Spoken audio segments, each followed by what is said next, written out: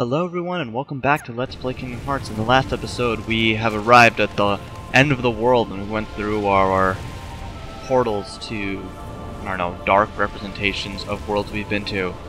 I wonder where this one can go. That's a very big heartless symbol. What is this place? This looks like a piece of Hollow Bastion. However,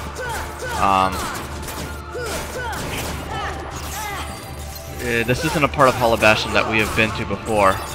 Jeez. The computer's too loud. Hold on a second. Right after I defeat this guy. Let me turn on the volume. It's really loud. It's because I had to...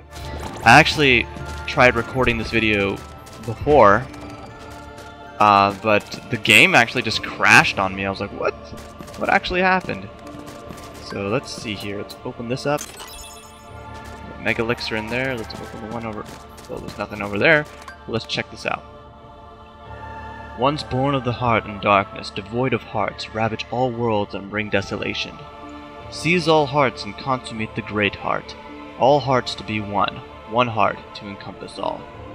Realize the destiny, the realm of Kingdom Hearts, the great darkness sealed within the great heart. Progeny of darkness, come back to the eternal darkness. For the heart of light shall unseal the path. 7 hearts, 1 keyhole, 1 key to the door. The door of darkness tied by 2 keys. The door of darkness to seal the light. None shall pass but shadows, returning to the darkness. Ones born of the heart and darkness hunger for every heart until the dark door opens. Oh, apparently that was a cultist chant to summon some heartless.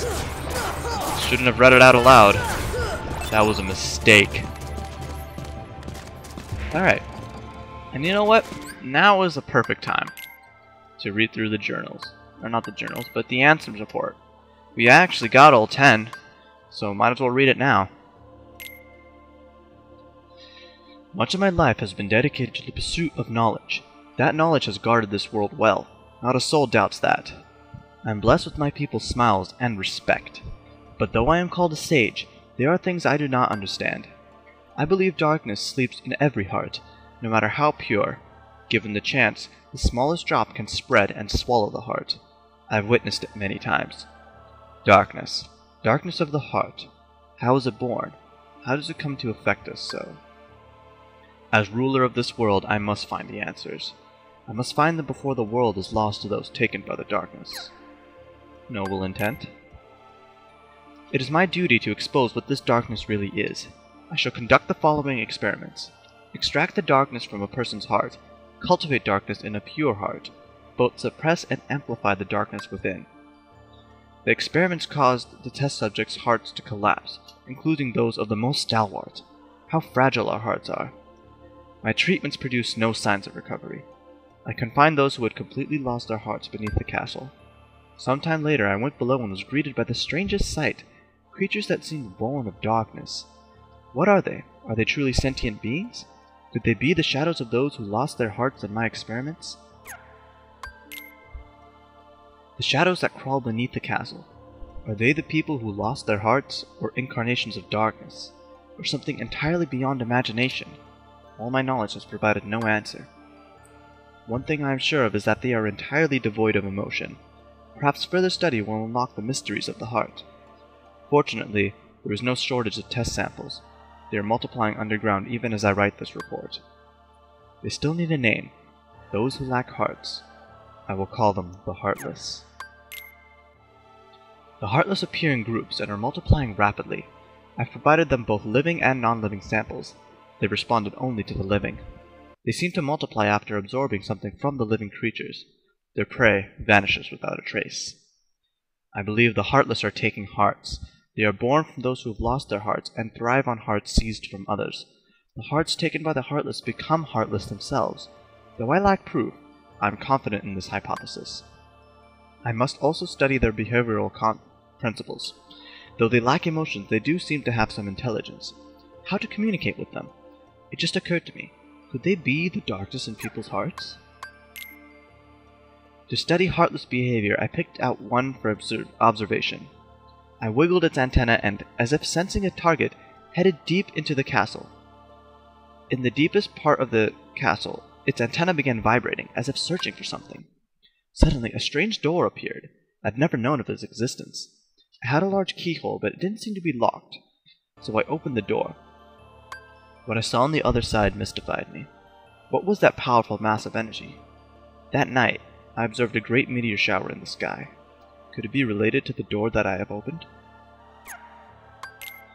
A massive core of energy lay beyond the door sought by the Heartless. It may well be the ultimate goal of all Heartless. But what is that energy? I have devised a hypothesis based on my observation of the Heartless. The Heartless feed on others' hearts, and they yearn for that energy core. That thing beyond the door must be a heart too, the heart of this world. There is no proof, but having felt that immense energy, I'm certain that was the heart of the world. Oops. The Heartless are trying to take hearts not only from all living creatures, but from the world itself. But what do they mean to do with the heart of the world? I am now studying material from the meteors that rained down that fateful night. What a find! The material is foreign to our world. It is elastic to the touch, and when two pieces are combined, they bond easily.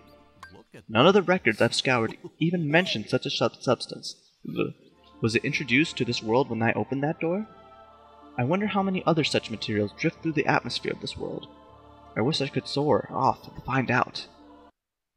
Could there be uncharted worlds out there? My curiosity never ceases to grow, but I should stop speaking of such unrealistic dreams. For now there is no way to venture outside this world. My people and I are all but prisoners of this tiny place. There is no doubt that the Heartless are deeply connected to people's hearts. Further study may unravel both their motivations and the mysteries shrouding the heart. As a start, I've built a device that artificially creates Heartless. By recreating the conditions that spawn the Heartless naturally, I should be able to produce them artificially. This device is the culmination of all my research thus far. The machine's tests run successfully created a Heartless. This may be a step towards creating a heart from nothing. The artificially and naturally created Heartless showed nearly identical traits, but the two types should remain distinct for the purposes of this experiment. So I will mark the ones that are created artificially. Oh, Jesus. Simply astonishing. Today I had a guest from another world. He is a king, and his vessel is built of the material that composed the meteors. He called the pieces gummy blocks. It seems that my opening the door has opened a path to interworld travel. We talked for countless hours, but one story in particular caught my interest. That of a key called the Keyblade. The Keyblade is said to hold phenomenal power. One legend said its wielder saved the world, while another says that he wrought chaos and ruin upon it. I must know what this Keyblade is. A key opens doors. It must be connected to the door that I have opened. Just as people have hearts, so do worlds. The same can be said of the stars in the night sky, and deep within each world lies a door to its heart. The Heartless desire those hearts. Born out of the darkness in people's hearts, they seek to return to a greater heart. Yes, that's it. The Heartless come from people's hearts, and so does the darkness. Is the core of the world's heart the world of the Heartless? I will pursue the answer there, and become all-knowing. My path is set. I shall seek out the wielder of the Keyblade, and the princesses. My body is too frail for such a journey, but I must do this. I will cast it off, and plunge into the depths of darkness. So there you have it, the fall of Ansem. But enough of that. We've got a job to do. So the epic red portal has turned into an epic hole. Hole in the ground. Prettiest hole that you ever did see.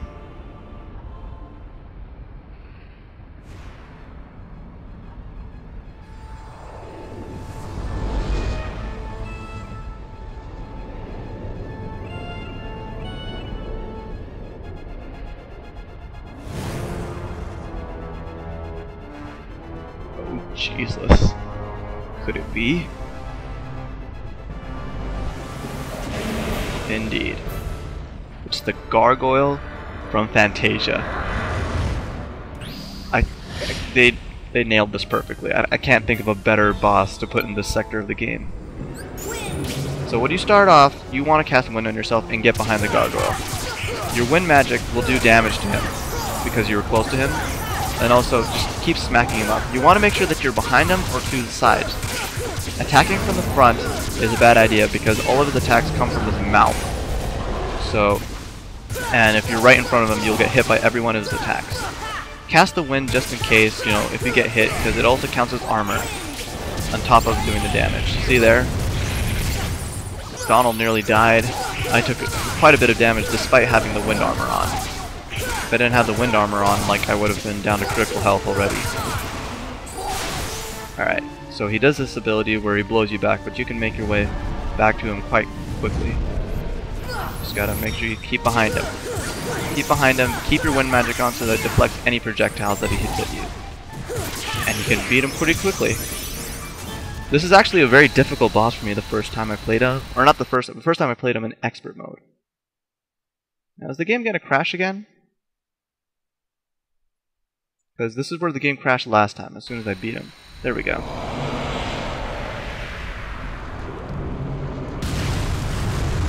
He erupts into a blue and purple flame.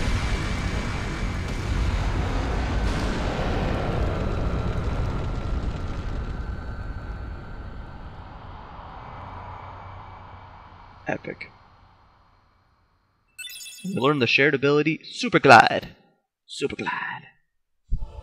So let me just quickly equip that. Super Glide. Alright. While in the air, press the square button to fly at high speed. Hold down the square button to remain aloft. So this is like the glide ability, but it's super. Now, where the heck? There it is. Okay, let's go down into the volcano.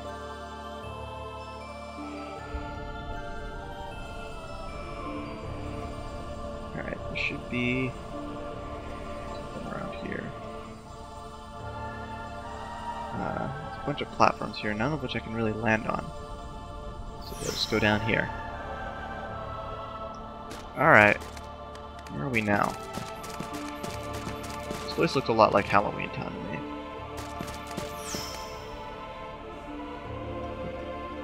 You know, I would think this is like a puzzle, but there's only one way to go. It's just another way for Square to be building up something. I mean, Square, you kind of nailed this part pretty much perfectly. Alright, here we are in, oh shoot, nuclear radioactive wasteland with the behemoth. Look how quickly I can take this guy out.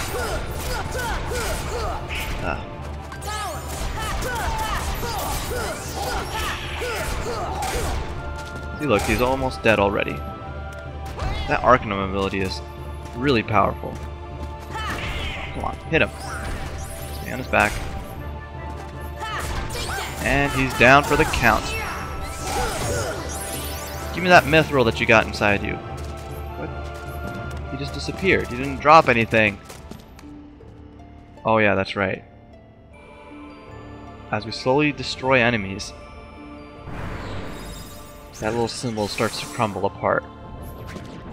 Looks like we gotta keep fighting. Fight the good fight. The good fight never ends. Fighting some Dark Ball X here. Oh, they keep coming. Try and keep one eye on the door. See how it's slowly falling apart. The more enemies we kill, the more it falls apart.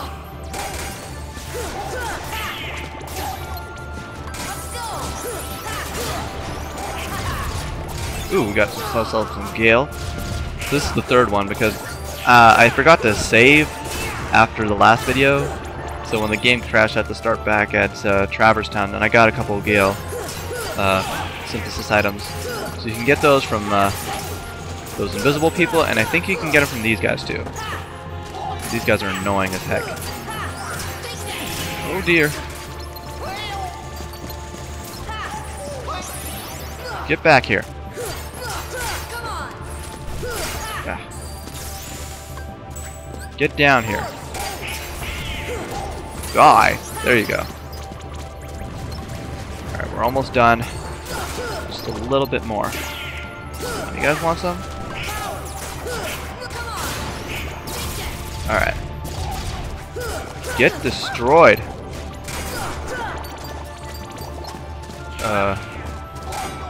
Now your turn.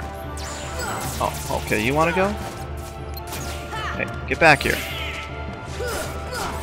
These guys are annoying because they're way too fast. But now we can super glide. Wait, where'd he go? Come on, reappear. As for you, sir, you're trying my patience. Die. There you go.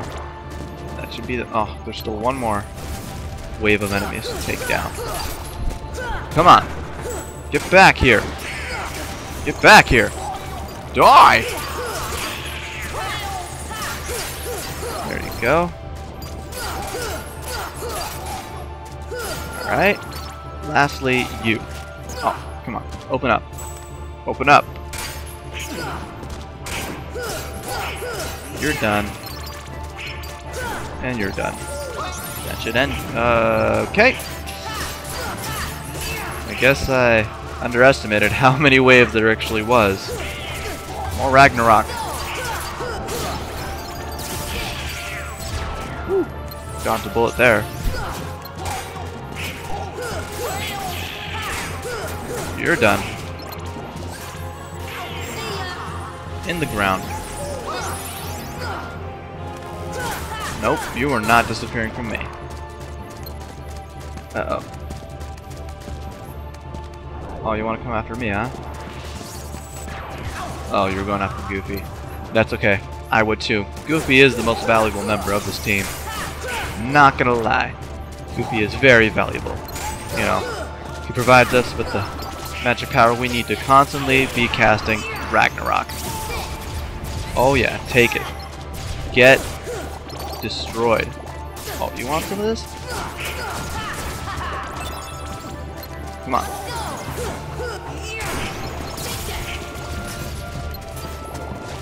Nope, you ain't going away. You are not getting away from me. There we go. And you're done. And that's the last piece of the final door falling out. Whew! Awesome. Super glad. And into there we go. Here we are.